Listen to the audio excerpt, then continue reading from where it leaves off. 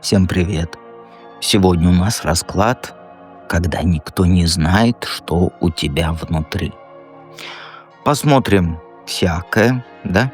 И сразу говорю, что расклад для умненьких девочек. Для тех, кто, как говорится, умеет думать, а не его мысли о тебе. Поэтому сразу говорю, если не готовы к такому раскладу, то лучше его не слушать. Потому что он должен быть закрытым, как я считаю. Но так как мне сегодня не хочется снимать про мужиков, про вот эту всю, как сказать, рутину, поэтому сегодня такой расклад будет открытый. И давайте в долгий ящик откладывать не будем. Этот расклад в основном будет резонировать тем, кто в проживании арканов.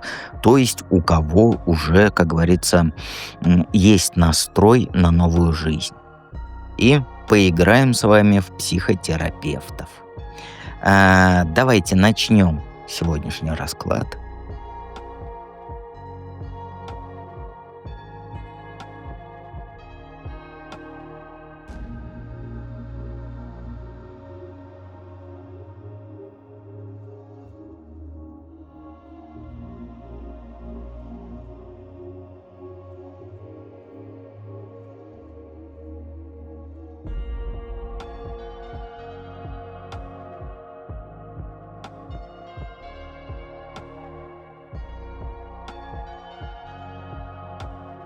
Итак, единички. Первый у нас вопрос, почему ты чувствуешь себя изолированной душой? Как будто никто не знает, что творится у тебя внутри. Знаешь, по карте ты себя изолированной чувствуешь, потому что у тебя вот внутри очень много секретов. Не каких-то там страшных тайн, да, а просто вот вещей, которые ты никогда никому не рассказываешь. Твои там это мысли настоящие, твои страхи, твои мечты. Ты просто привыкла держать все в себе, да, и думать, что тебя просто никто не поймет. Это вот, знаешь, как вот не попробовала, а уже думаешь, что да, меня никто не поймет, я странненькая. То есть у тебя вот своя внутренняя какая-то жизнь. Она очень богатая и глубокая. Ты много думаешь, ты много анализируешь, переживаешь. Но я тебе сразу скажу, таких полный магический чат. Ты не одна. И вот это все, как сказать, круговорот мыслей в твоей голове, это только в твоей голове. Снаружи ты выглядишь спокойно, уравновешенно, а внутри эмоции бурлят. И люди видят только вот эту верхушку айсберга, а вся основная часть, она вот под водой скрыта. И ты знаешь о людях гораздо больше, чем они о тебе. Ты умеешь слушать, вот прям по-настоящему умеешь. Ты умеешь чувствовать, ты умеешь понимать. К тебе за советами ходят, секреты рассказывают, с тобой делятся вот абсолютно всем. А ты сама при этом остаешься загадкой даже там для самых близких людей. И знаешь, эта изоляция, она не случайно появилась. Ты поняла, что люди часто не готовы к настоящей глубине. Им проще вот на поверхности общаться, да, о работе, погоде, что на выходные делала. Это вот как, знаешь, многие смотрят его мысли обо мне, а о себе смотреть не хотят. Вот так вот, точно так же. А когда ты вот пыталась говорить о чем-то важном, да, они либо тебя не понимали, либо тему меняли. Поэтому ты создала две версии себя. Одну для людей, она такая удобная, понятная, безопасная, а другую для себя, настоящую, сложную и реально живую. И теперь ты живешь в двух мирах, причем одновременно. На публике ты играешь роль, да, и, как сказать, роль вот этой удобной, понятной. А в личной жизни, да, где вот нет никого, ты сама собой можешь быть. Но от этого раздвоения ты же устала уже. Хочется быть вот одной целой личностью, а не двумя половинками. Что мешает тебе делиться своими переживаниями с другими? Ну, у тебя, знаешь, тебе мешает страх потерять то, что у тебя есть. Ты вот почему-то боишься, что если люди узнают тебя настоящую, то они в тебе разочаруются. Ну, что ты окажешься не такой, как они думали. И поймут они там, что ты не такая сильная и уверенная, как кажешься, да? У тебя тоже же есть слабости, тоже есть страхи, сомнения какие-никакие. А ты очень дорожишь вот этой своей репутацией человека надежного. И люди привыкли, что на тебя можно положиться, да, что ты всегда знаешь, что делать, что у тебя там все под контролем. И ты вот боишься разрушить вот этот образ. Боишься, что если вот покажешь свою уязвимость, то потеряешь уважение.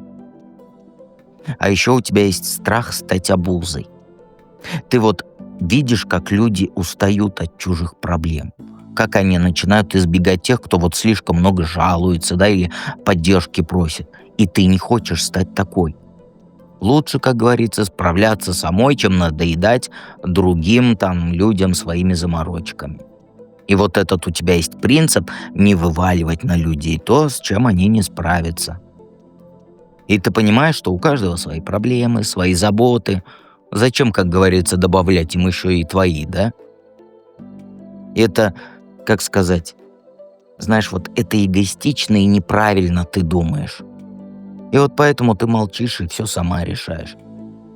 Ты знаешь, ты привыкла вот такой быть, кто дает, а не берет. Тот, кто помогает, а помощи не просит. И вот эта роль, она стала частью твоей личности. И теперь ты просто не знаешь, как из нее выйти, как стать обычным человеком, который может быть там и растеряться, и нуждаться в поддержке, да, и слабым быть.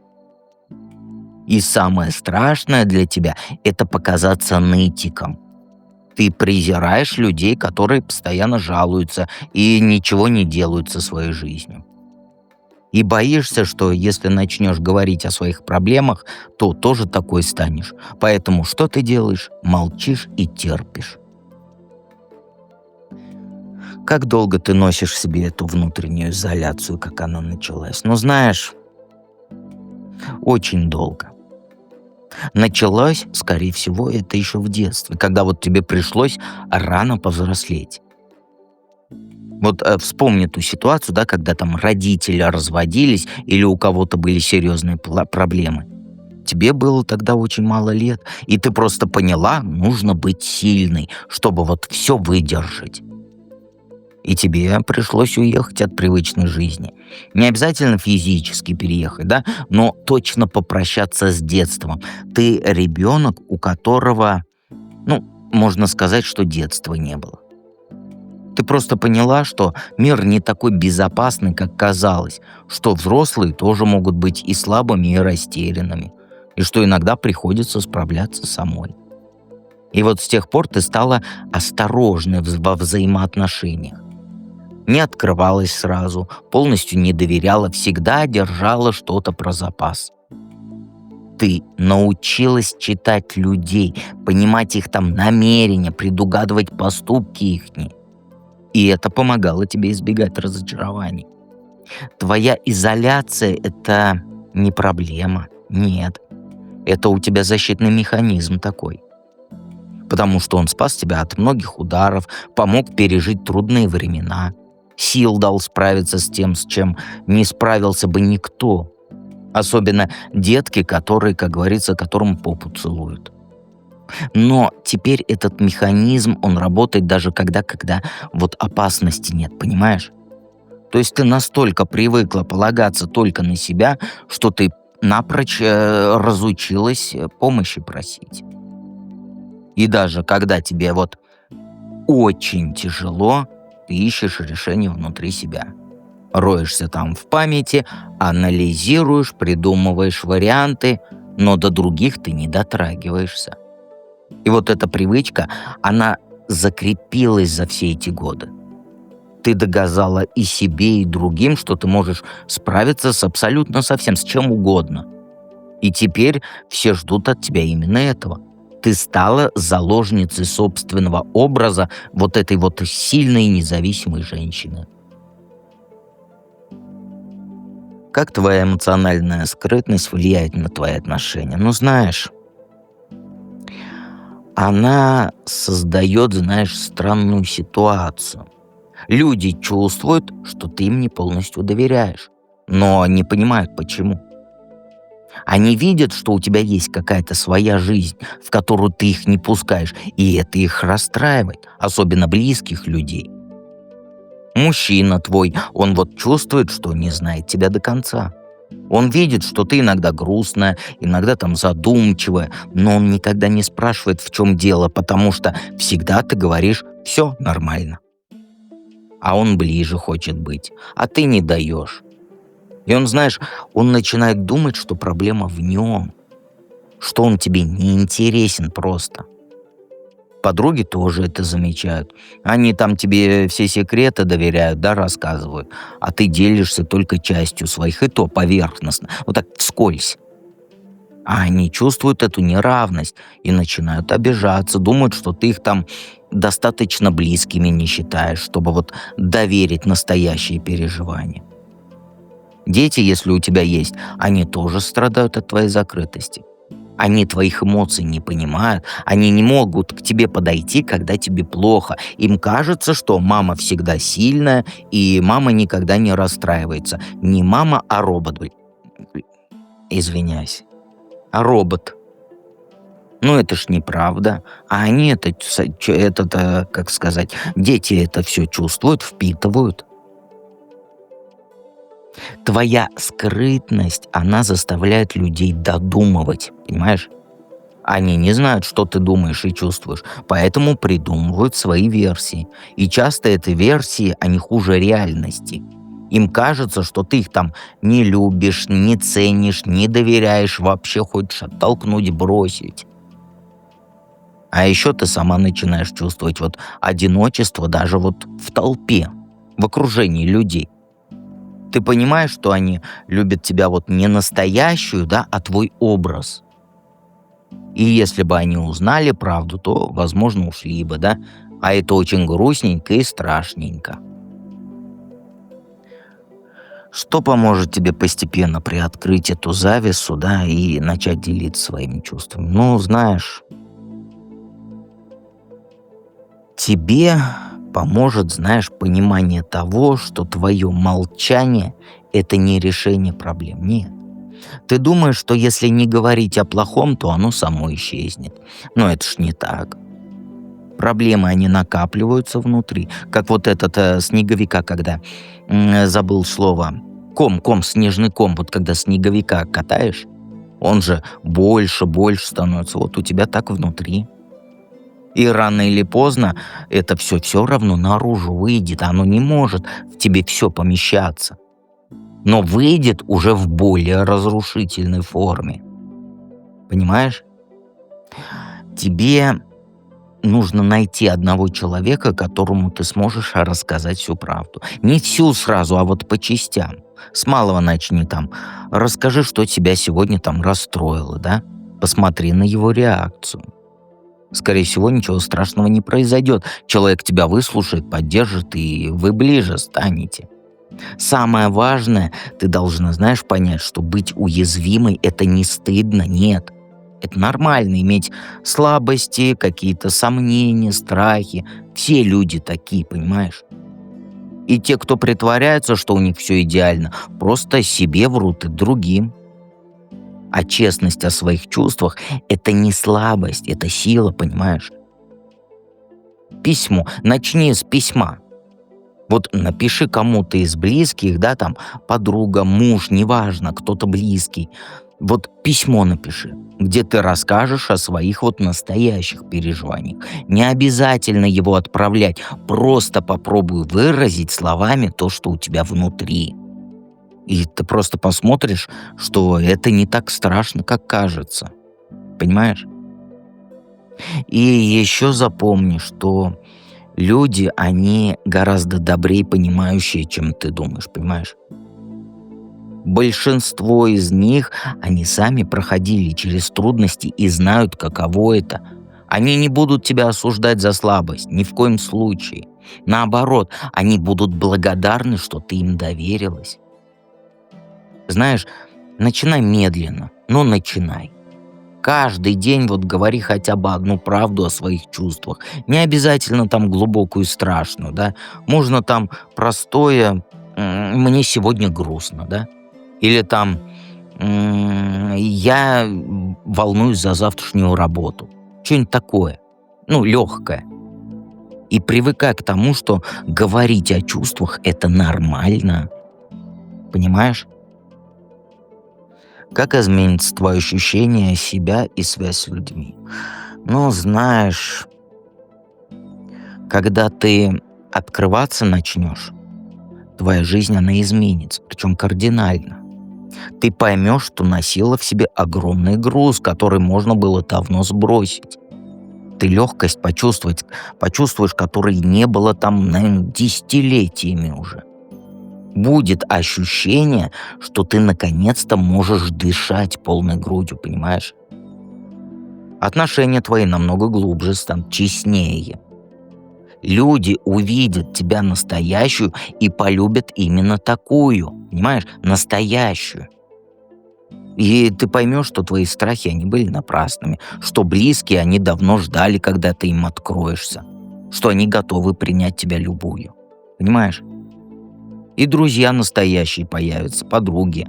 Не те, кто знает тебя, вот эту роль твою, да, обертку твою, а те, кто видит твою душу. И с ними можно будет поговорить обо всем, не боясь осуждений. Не боясь, что там это нам не важно. Так никто не скажет. Ты поймешь, что такое настоящая близость, что такое поддержка настоящая, понимаешь? Жизнь твоя, она станет более яркой, насыщенной. Когда ты перестанешь тратить энергию на вот это, как сказать, вот на играние роли, да, на поддержание маски у тебя высвободится куча сил для других дел. Ты сможешь заниматься тем, что тебе действительно интересно, а не тем, вот что ждут от тебя. Помощь и поддержку научишься получать от других, поймешь, что это не слабость, а нормальная часть человеческих отношений. Что люди любят помогать тем, кто им дорог, понимаешь? И что принимать помощь — это тоже искусство. И самое главное, ты перестанешь себя одинокой чувствовать. У тебя будет ощущение, что ты не одна в этом мире, что есть люди, которые тебя понимают, принимают, и это чувство, оно изменит всю твою жизнь, причем в лучшую сторону, ни в коем случае не в худшую. Совет. Прятаться за маской прекращай. И покажись людям, кто ты есть на самом деле. Хватит бояться, что там тебя не поймут, осудят. Пора правду узнать о том, как к тебе относятся близкие люди. И вот эта правда, она окажется намного лучше, чем твои страхи вот эти. Начни вот с самого простого. Разреши себе быть несовершенной.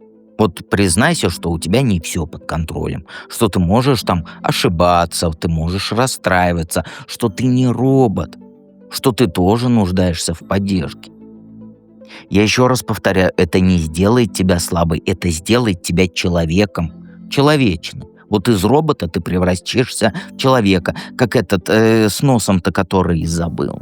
Буратино, как Буратино. Ты из вот этого, извини меня, из полена превратишься в девочку. Ну, это я сравниваю тебя с Буратином, не думай то, что я тебя хотел оскорбить. И знаешь, запомни, что вот твоя изоляция, она была нужна в прошлом. Там давно-давно, когда тебе очень мало лет было. Но сейчас она мешает тебе. Ты выросла. Ты знаешь, как вот это все. Вот, например, ты пытаешься носить ботинки детского размера, понимаешь? А у тебя нога-то уже там в 10 раз больше. Понимаешь? А ты все пытаешься и пытаешься. Мешает. Ты выросла, ты стала сильнее, научилась в людях разбираться. Теперь ты можешь себе сделать так, как ты хочешь. Себя такую, какую ты хочешь показать. Знаешь, твоя сила настоящая, она не в том, чтобы все молча переносить, а в том, чтобы быть честной с самой собой и с другими, с людьми, которые тебя окружают. Понимаешь? Вот это и делает человека сильным. Способность быть уязвимым и при этом не разрушаться, понимаешь? Обязательно подписывайся на канал. Знаю, что должен быть закрытый расклад. Но вот так вот. Хотя бы обратную связь оставь. Ну а мы перейдем ко второму варианту.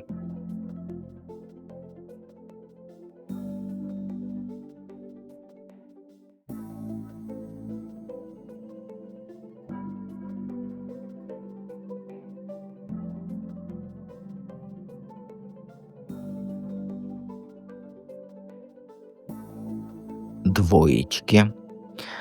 Двоечки, двоечки. Почему чувствуете себя изолированным? Ну, знаешь, потому что ты живешь как ребенок, который в прятки играет.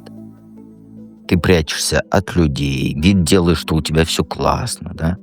На самом деле внутри полный бардак. Ты боишься показать, что ты обычный человек с обычными проблемами.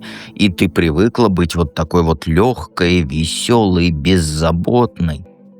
И вот все думают, что ты, как говорится, девочка без проблем. Что тебе всегда весело, тебя ничего не волнует.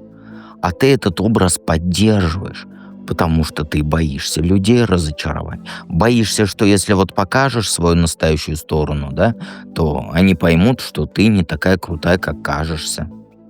А внутри-то что у тебя? Куча страхов, куча сомнений, куча грустных мыслей. Конечно, ты никому не рассказываешь об этом. Думаешь там, зачем их грузить моими заморочками? Лучше я буду там веселой подругой, которая всех развлекает и ни о чем не просит. И люди привыкли к этому образу. Они даже не подозревают, что у тебя может быть плохое вообще настроение. Ты знаешь, ты, вот как сказать, вот, ты как актриса, которая всегда играет одну роль. Роль счастливой девчонки без забот. И ты так долго ее играешь, что ты сама иногда забываешь, где маска, а где ты настоящая. А люди все вокруг, они знают только твою маску.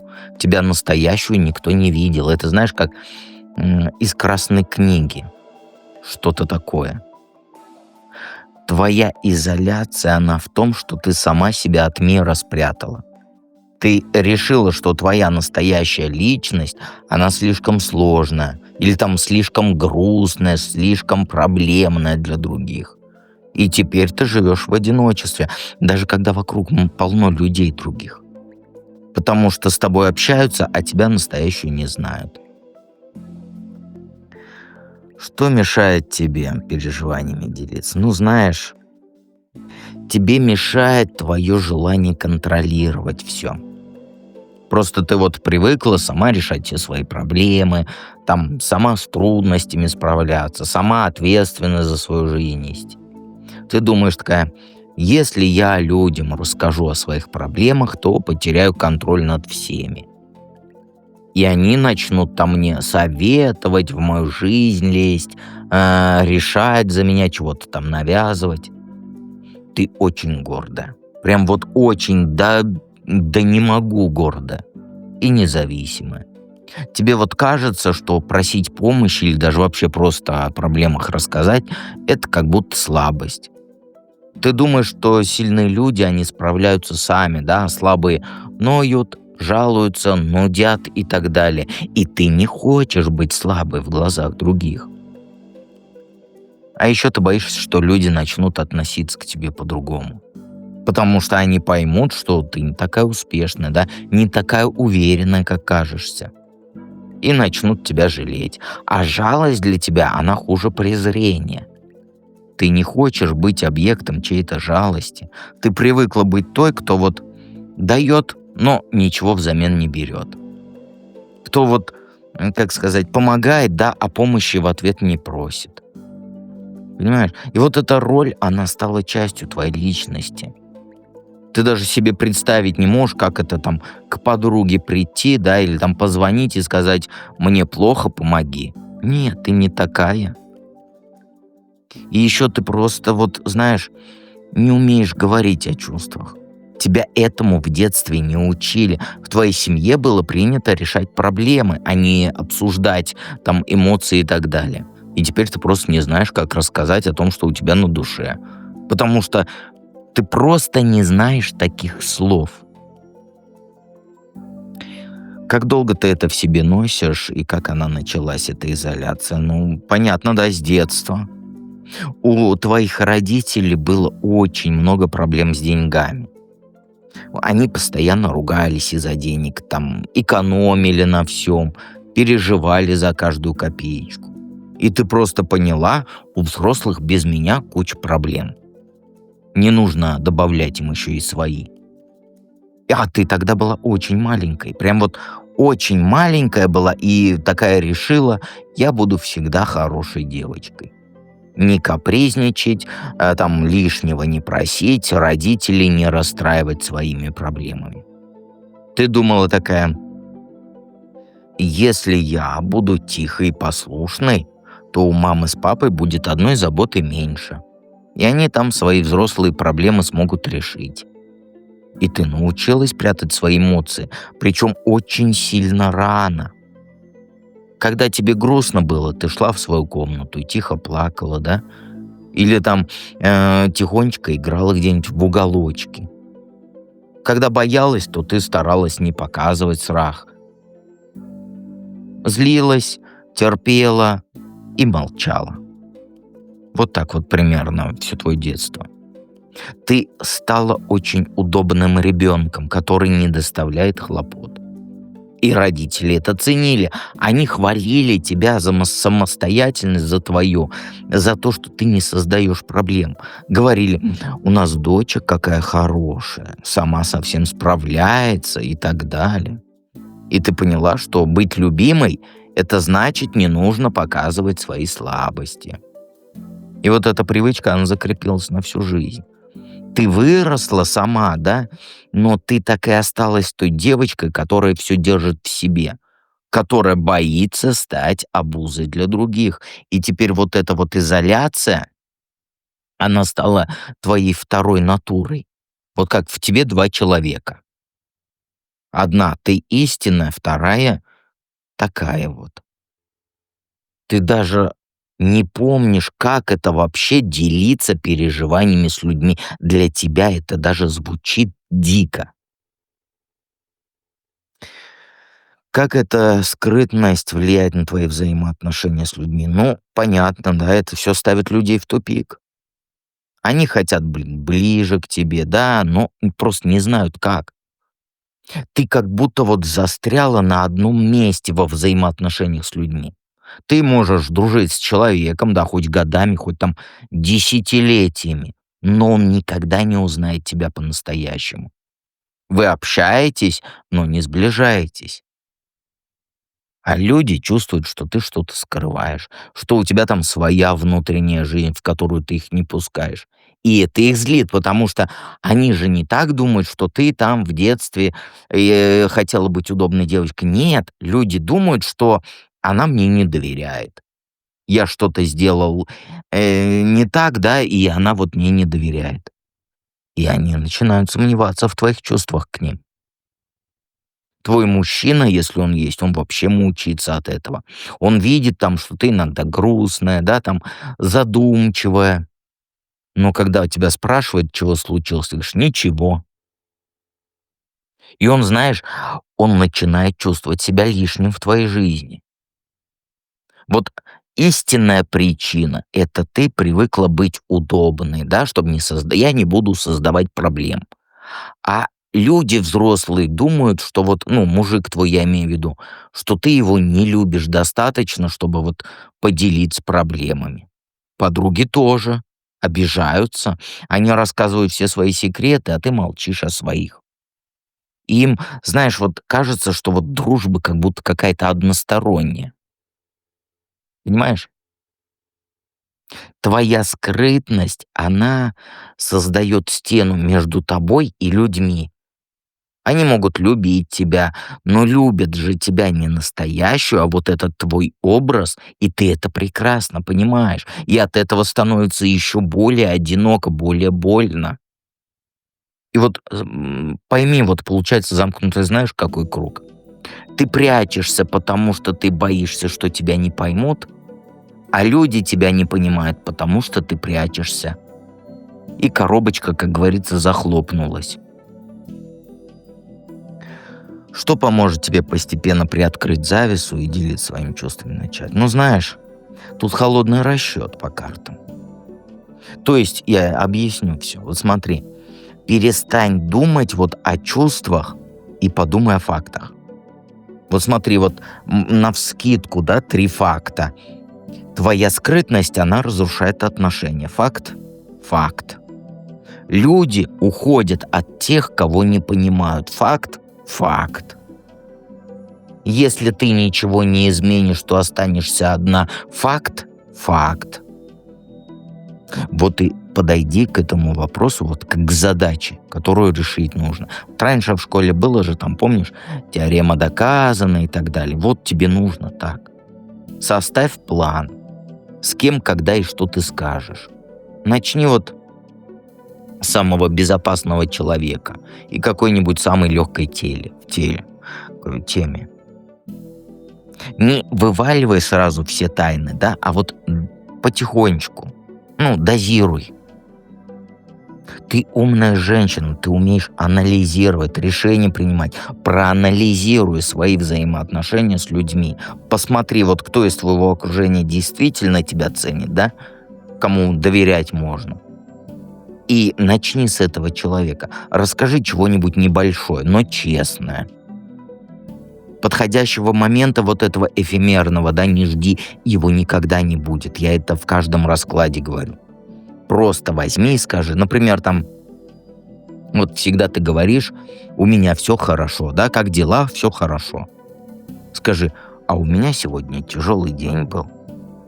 Или вот вместо того, чтобы там не волнуйся обо мне, да, мужику своему, скажи вот, мне нужна твоя поддержка. Тебе это страшненько, но это, знаешь, это не так страшно, как кажется. И еще подумай о том, что ты теряешь, когда ты остаешься закрытый. Ты близость теряешь, ты теряешь поддержку, ты понимание теряешь людей вокруг. То есть ты лишаешь себя того, что могут тебе дать люди. И лишаешь их возможности тебе помочь. А многие люди-то любят помогать тем, кто им дорог. Понимаешь? Твоя открытость — это навык, его нужно развивать, его можно тренировать. И чем больше ты будешь про свои чувства говорить, тем легче будет становиться. И тем понятней ты станешь для других людей, которые тебя окружают, понимаешь? Как изменится твое ощущение себя и связь с людьми? Ну, знаешь, когда ты открываться начнешь, то ты поймешь, что ты контролировать это сможешь. Ты не станешь вот хаотично вываливать на людей все свои проблемы, да? Ты научишься дозировать откровенность. Ну, правильное время выбирать, место выбирать правильное. Ты будешь делиться чувствами осознанно, а не вот импульсивно. Понимаешь? Научишься смешивать легкое с серьезным. Сможешь быть веселый, когда нужно, да, и грустный, когда грустно. И люди увидят тебя многогранной. Не только твою вот радостную натуру, да, но будут видеть живого же человека со всеми эмоциями, которые есть. И это сделает тебя интереснее в их глазах. Понимаешь? А отношения, они станут, как сказать, более равными. Мужик перестанет видеть в тебе только того, у кого всегда все в порядке. Люди поймут, что ты нуждаешься тоже в поддержке, что ты не робот, что тебе нужна забота, понимание, и начнут давать тебе это, понимаешь? И ты получишь то, чего тебе не хватало, взаимность в отношениях. И друзья настоящие появятся. То есть те, кто знает тебя с проблемами, с загонами и так далее, и все равно любят тебя. понимаешь?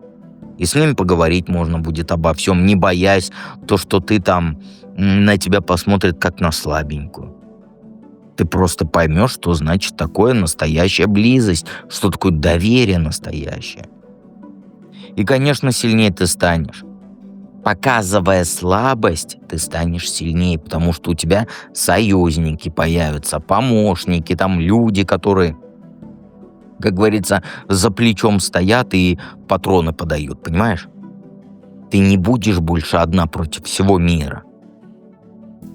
И, конечно же, жизнь легче и ярче станет, когда не нужно вот эту роль постоянно играть. Появится куча энергии для других дел. Понимаешь? И самой собой сможешь быть. Совет. Ну, знаешь, по картам это вот играть в супергероя, который вот, как сказать, пули останавливает своим телом и так далее, который не имеет права на слабость, нужно прекратить играть эту роль. Ты обычный человек, и у тебя есть право на обычные человеческие эмоции. Просто прими это и перестань стыдиться своих чувств. Начни правду о себе говорить. Ты ж сейчас робот. И правду начни вот не всю сразу, а по чуть-чуть говорить. Сегодня расскажи одному человеку одну вещь, да, о своем настроении настоящем. Завтра другую, так постепенно ты привыкнешь к открытости. Большинство людей, они добрее, чем ты думаешь. Я знаю, что очень много злых людей, знаю, но очень много и добрых. И они не будут тебя осуждать за то, что ты живой человек с проблемами. Ну как вот можно осудить, что человек является человеком, правильно? Наоборот, они будут благодарны за доверие и захотят тебе помочь. Твоя сила, она не в том, чтобы все молча переносить. Твоя сила в том, чтобы быть честной с собой и другими. Вот это тебя и сделает по-настоящему сильной, понимаешь? Обязательно подписывайся на канал, приходи в проживание арканов, ты это все проработаешь. И мы переходим к третьему варианту.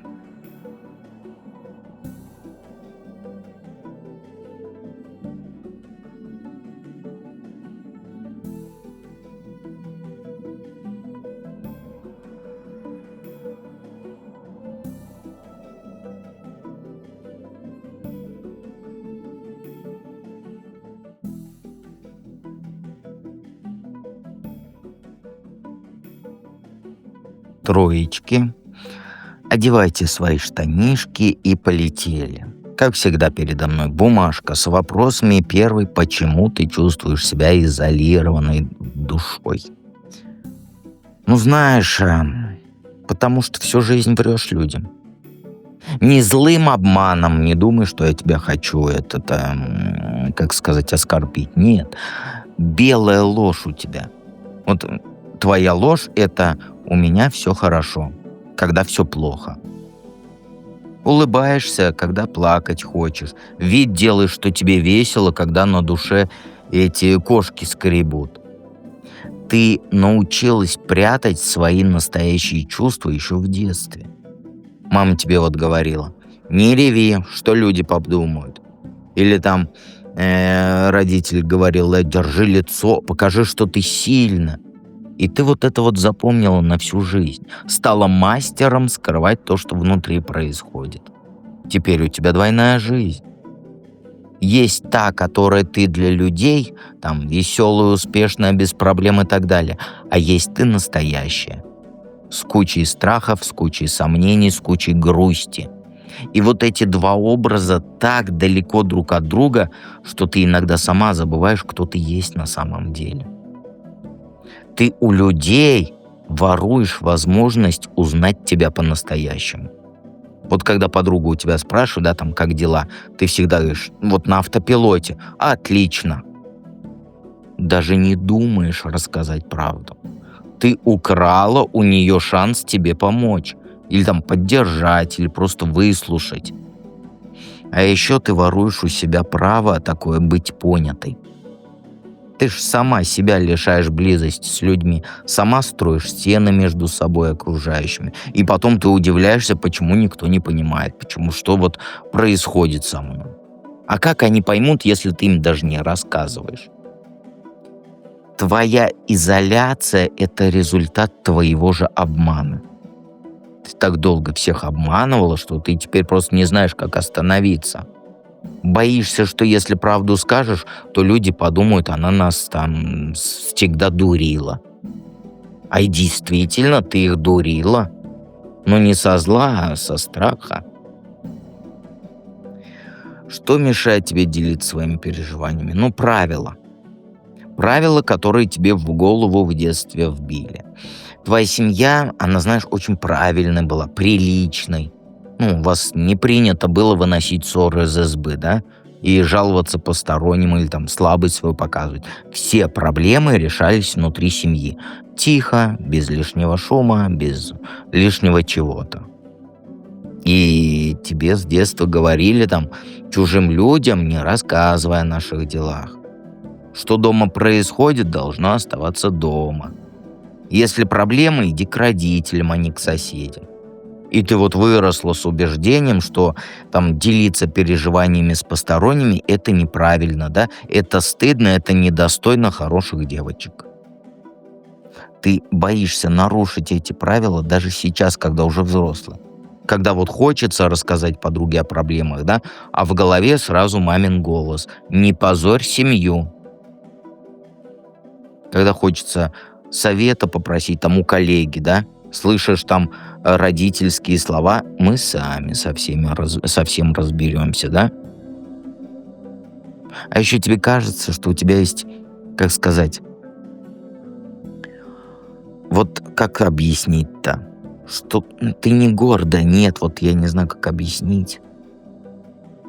Ну, в голове у тебя у всех свои проблемы, зачем добавлять им еще и твои, да? Правильная женщина должна быть опорой для других, а не грузить их своими заморочками. Вот это у тебя в голове. И что твоя роль — это там поддерживать, а не просить поддержки. То есть даешь, но ничего не получаешь. И ты думаешь, что если там начнешь рассказывать о своих переживаниях, то станешь вот как твоя тетя, которая всегда жаловалась на жизнь к вам в детстве, когда ты маленькая была, приходила, и маме жаловалась, все плохо, все плохо. А все вот ее презирали за это. Говорили, вечно ноет, всем надоело, вот и ты боишься стать такой же. Вот эти семейные правила, они засели в тебе так глубоко, что ты даже не осознаешь их влияние. Просто автоматически молчишь о своих чувствах, считаешь, что это там норма. На самом деле это тюрьма, которую ты построила сама для себя. Как долго носишь эту внутреннюю изоляцию, как началась? Когда тебя серьезно унизили. У тебя в школе, скорее всего, история такая была, когда ты однокласснице или однокласснику доверилась, да, рассказала о своих чувствах к мальчику, а она пошла всем разболтала, а потом весь класс над тобой смеялся, а тот мальчик стал тебя избегать. Тогда тебе было, больше 10 лет. И это был твой первый урок о том, что доверие — это опасность. Ты поняла, что вот душу человеку не тому откроешь, тебя используют, да? Причем против самой же себя. Твои слабости, они станут оружием в чужих руках. Твои секреты станут поводом для насмешек. И после вот этой истории ты решила, что больше ничего никому не расскажу. Лучше буду все в себе держать, да, чем снова получу по голове. И ты стала осторожной с людьми, перестала доверяться, перестала откровенничать, помощи просить тоже перестала. И эта боль, она в тебе до сих пор сидит, скажешь: «Нет, я уже забыла, все, дед, не говори так». А подсознание-то оно помнит все. И каждый раз, когда хочется кому-то довериться, у тебя подсознание вспоминает вот тот случай. И такой думает: а вдруг и этот человек подведет? Нет, точно подведет. А вдруг он мои слова против меня же использует? Лучше промолчу. И вот ты носишь вот эту изоляцию уже больше 20 лет. За это время она стала частью тебя. Ты так привыкла все в себе держать, что ты даже не помнишь, как это по-настоящему человеку открыться. Как это вообще получить поддержку или понимание. И вот та школьная подружка твоя, она давно забыла об этом, вот этом случае. А ты до сих пор живешь последствиями вот этого еешнего предательства. Еешнее слово есть, это кураптоновский язык. И поэтому ты боишься доверять людям. Как твоя эмоциональная скрытность влияет на твои отношения? Ну, знаешь, она превращает тебя в диктатора в отношениях. Ты все контролируешь, всем управляешь, все решаешь сама. Но делаешь это не из желания власти, а от страха. Боишься, что если вот не будешь все контролировать, да, то что-то обязательно не так пойдет. И мужчина рядом с тобой себя чувствует вот как ребенок.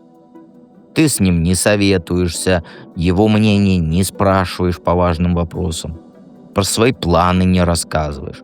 Просто ставишь перед фактом, например, там, мы едем к моим родителям. Или там, я записалась вот на такие курсы, или там еще что-то. Он даже не понимает, участвует ли он в твоей жизни, или просто присутствует, как этот домовой. Он пытается быть ближе, спрашивает про твои дела, помощь предлагает, а ты что отвечаешь?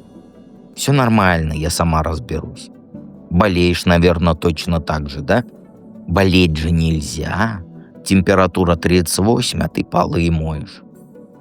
А мужик у тебя чувствует себя ненужным. Думает, зачем я ей вообще нужен-то? Она и без меня хорошо справляется. И, как говорится, начинает отдаляться. Если дети есть, то они тоже от твоей закрытости страдают. Они просто не понимают, что ты чувствуешь, чего ты хочешь, о чем ты думаешь. Для них ты знаешь, вот как робот. Как этот робот-домохозяйка, который всегда знает, что делать, но никогда не объяснит, почему, потому что у этого робота рот не продуман. Они, дети, я имею в виду, боятся тебя расстроить, потому что не знают, что вообще тебя может расстроить. Понимаешь?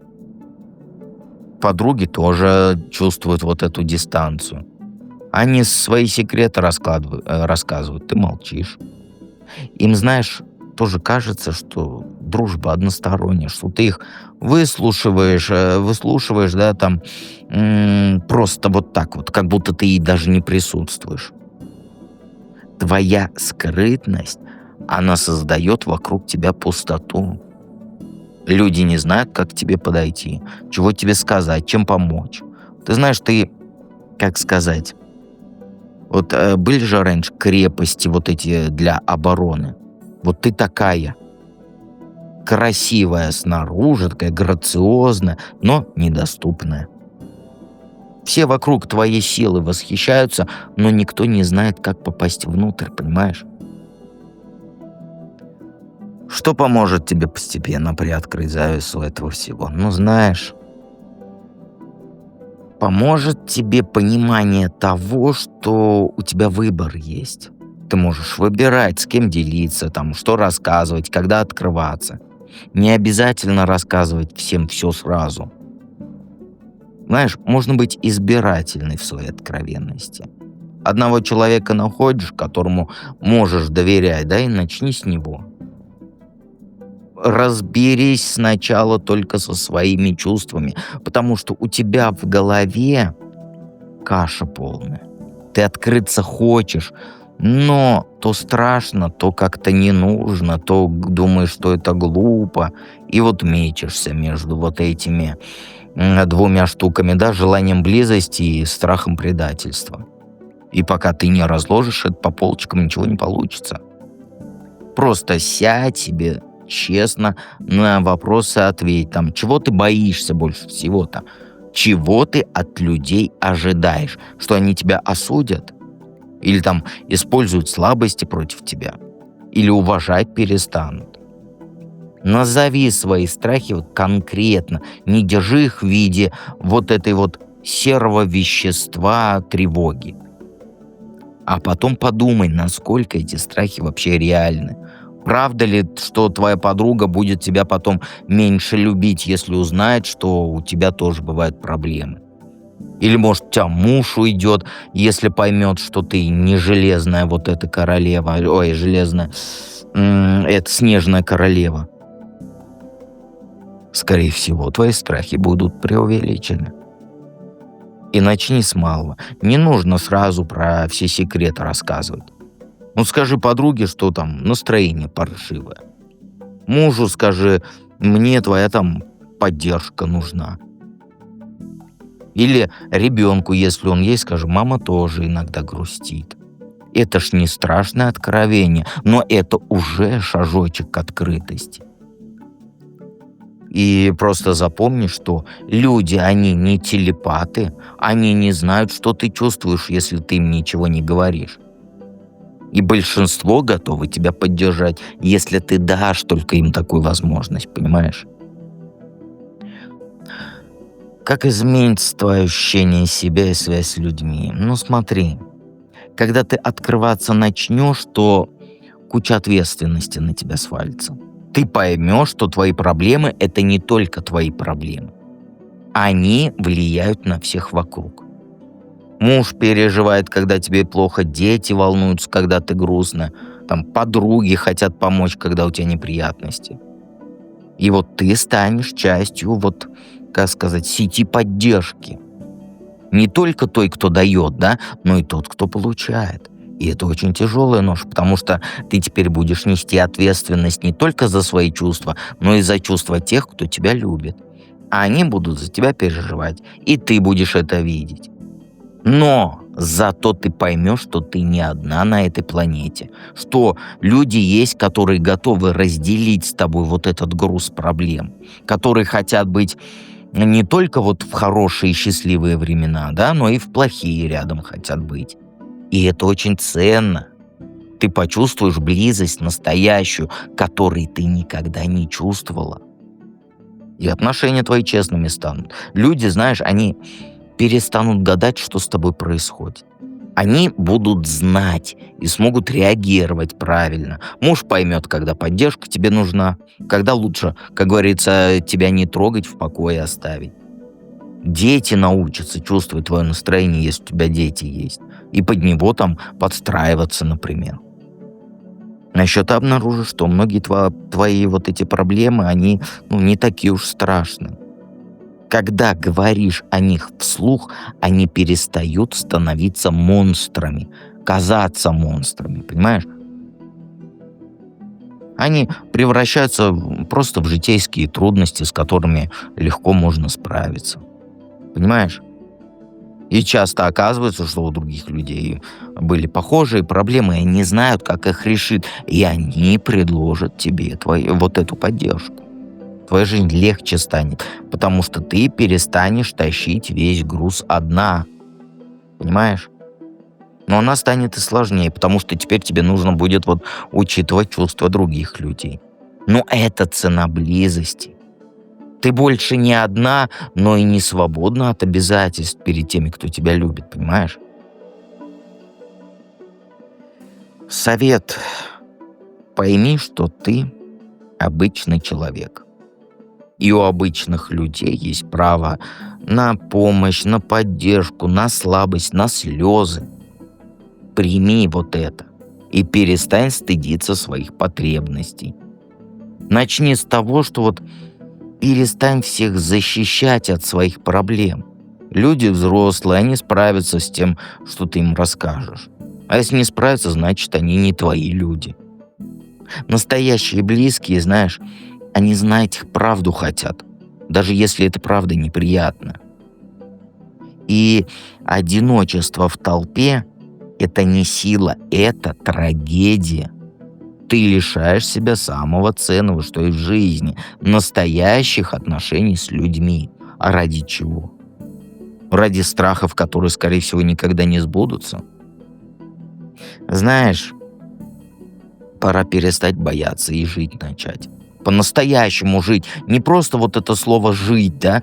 А вот прям по-настоящему жить. Не существовать в изоляции, а жить. Твоя душа, она заслуживает того, чтобы ее знали, ее любили и поддерживали. Дай людям такую возможность. И помни, что дед всегда рядом.